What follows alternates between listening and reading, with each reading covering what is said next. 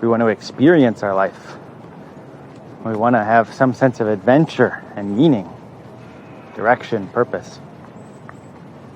And that is experienced in the most sort of heightened way when you're conscious, when you're present.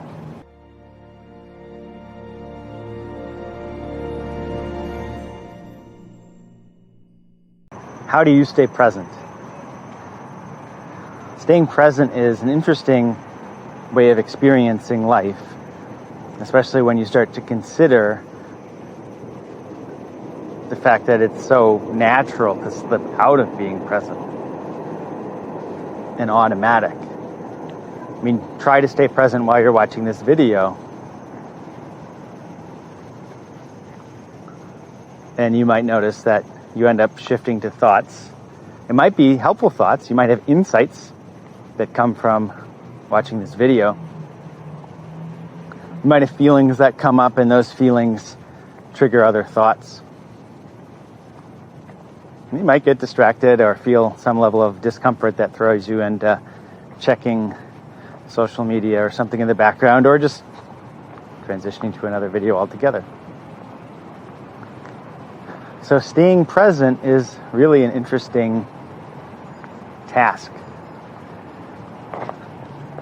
because it's easy to slip into, in the thinking fast and slow framework they call System 1 thinking or processing, where you're automatically processing all of the stimuli that your body's receiving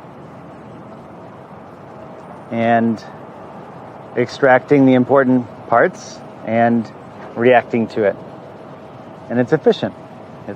It is what lets you drive without paying attention to driving.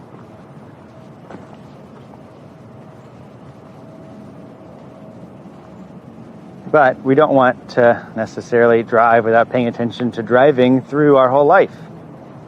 In fact, at some point, that might be the last thing we want.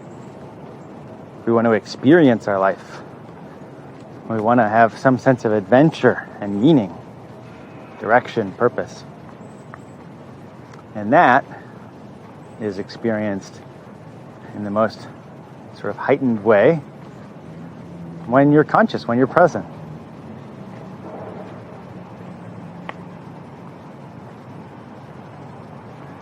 So let's just look at it this way. You don't have control over whether you're present or not. You will slip unconscious, but there are things that you can start to do to help encourage you into the presence more.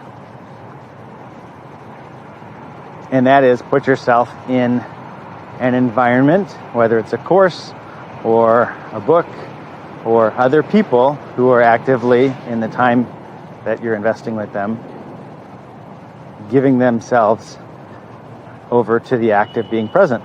Maybe meditation or something like that, yoga.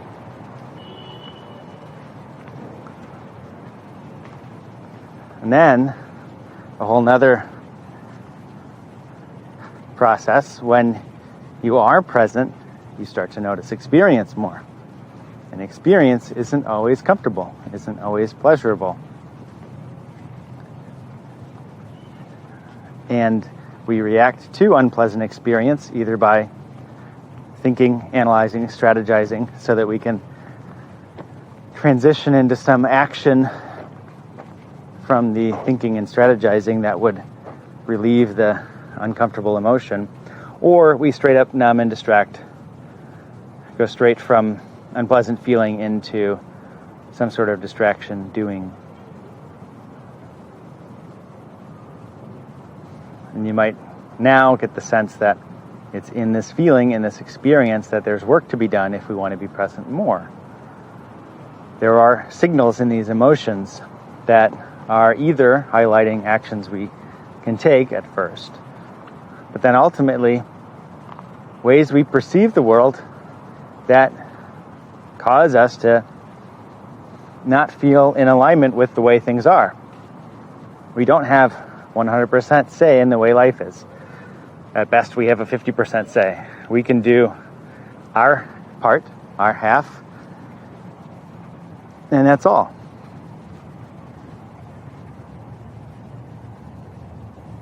And the more we're flexible enough to accept that, and in some ways even to find meaning in the circumstances that we're in, the more easily we can be present in them,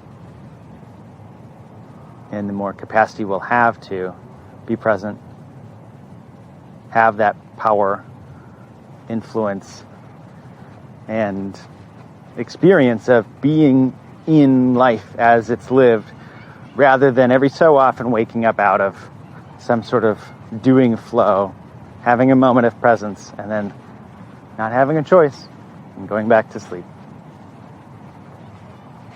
One such course that could be helpful for you is listed in the comments. It's free.